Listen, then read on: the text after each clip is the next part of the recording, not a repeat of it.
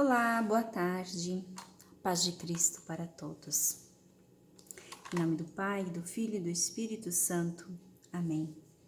Meu Senhor e meu Pai, envia teu Santo Espírito para que eu compreenda e acolha a tua santa palavra.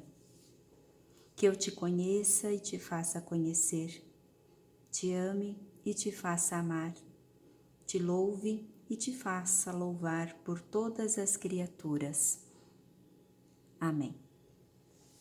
Hoje eu vou falar um pouquinho do Evangelho do sexto domingo do tempo comum, ano A, né?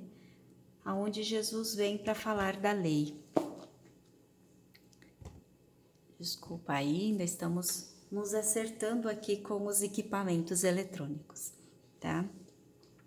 É o Evangelho de Mateus 5, 17 a 37. É um evangelho bastante longo para ser trabalhado, bastante longo para ser lido também para as crianças, né? Mas dependendo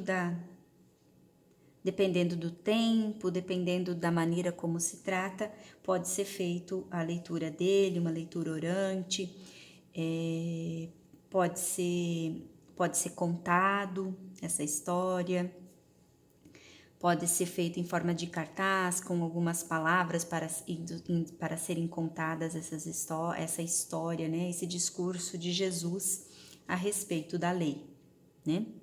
Eu vou ler o Evangelho agora, né? Para todos se terarem, né? Quem ainda não teve contato com ele.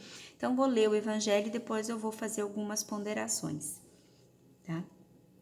Não pense que eu vim abolir a lei ou os profetas. Não vim abolir, mas cumprir.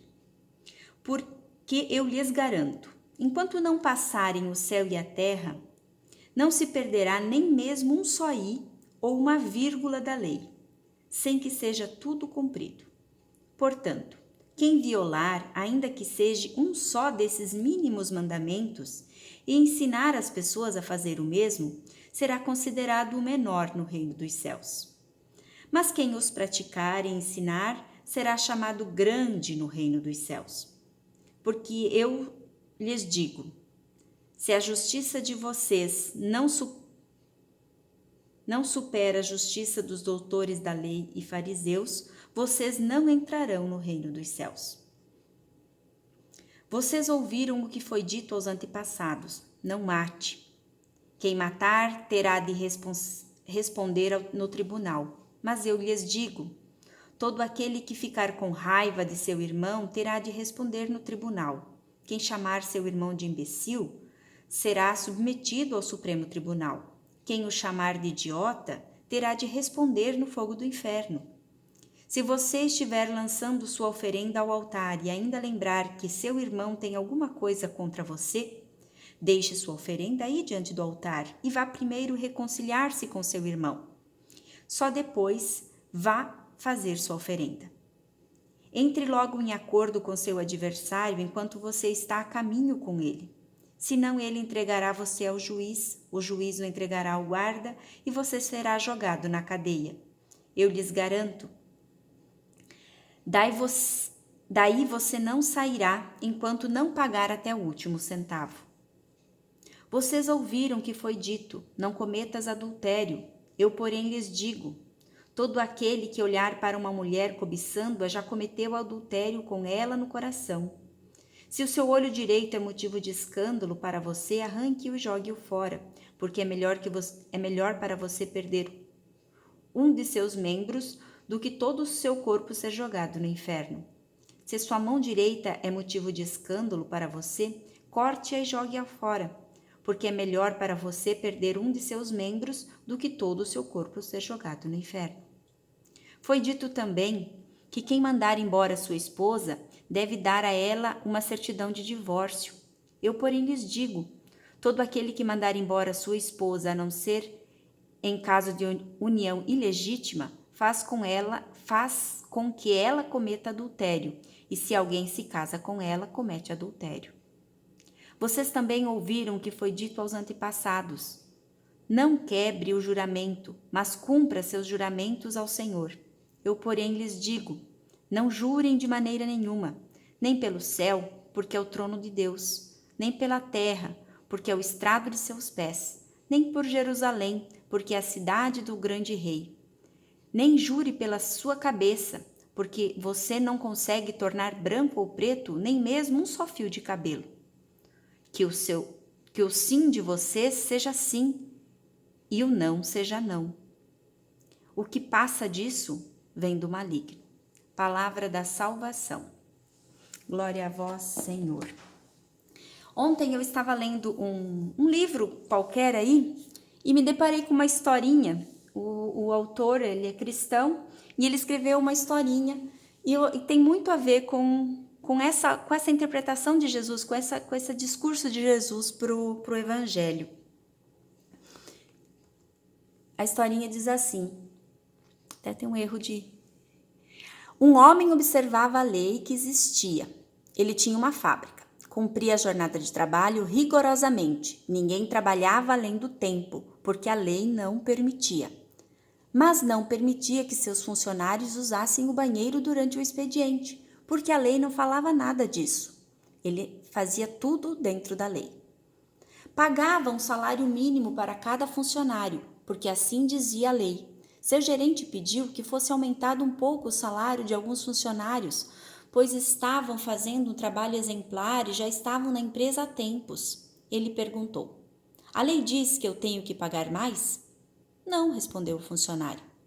Então, eles fiquem com esse salário. Dava um dia da semana de folga, porque era o que previa a lei. Mas quando um de seus funcionários faleceu, não permitiu que ninguém fosse ao velório em horário de expediente, porque a lei só permite que familiares se ausentem do trabalho para ir ao velório. Como a lei não falava nada sobre o rendimento do trabalho, exigia mais trabalho na sexta-feira e no sábado e na segunda-feira para compensar a folga de domingo.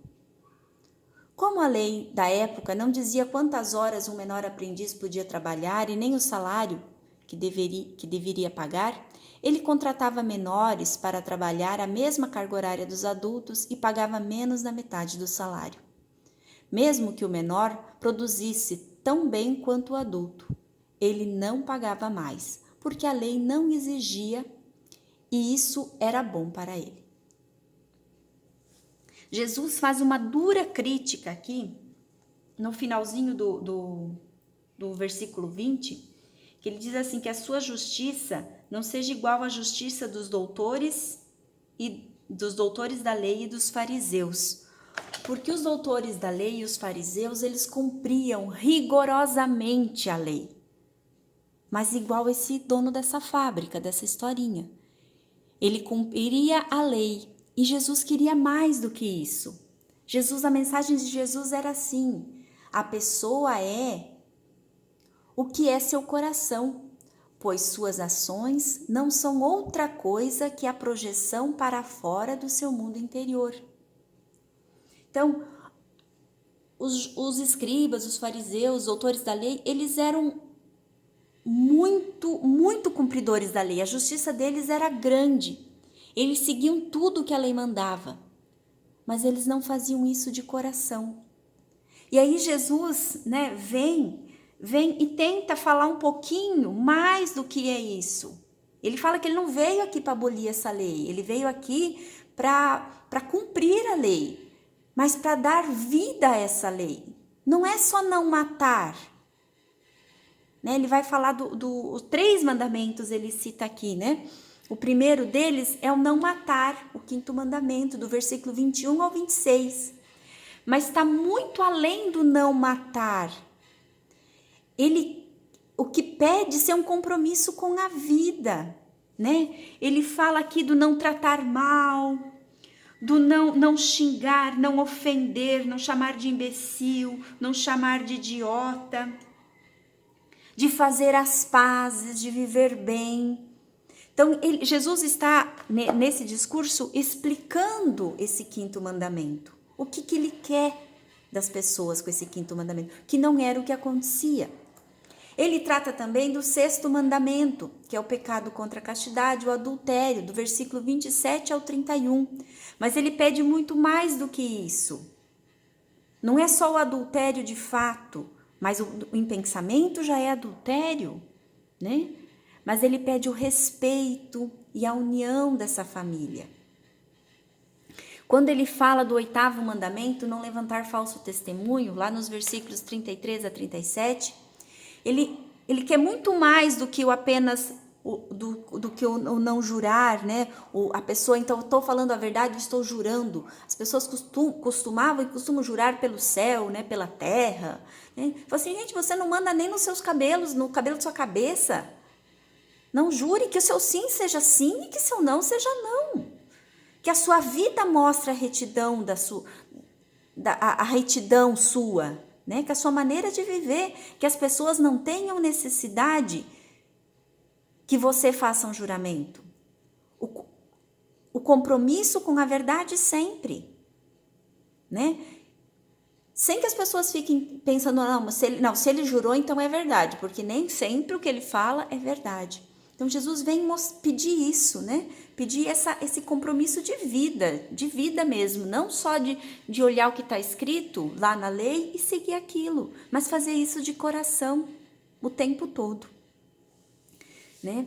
E pensando em trabalhar com crianças pequenas, o que pode ser trabalhado, né? A maneira como pode ser trabalhada são várias, né? Mas assim, talvez focar mais no 5º mandamento e no 8º mandamento, né? Do amar e do não levantar falso testemunho.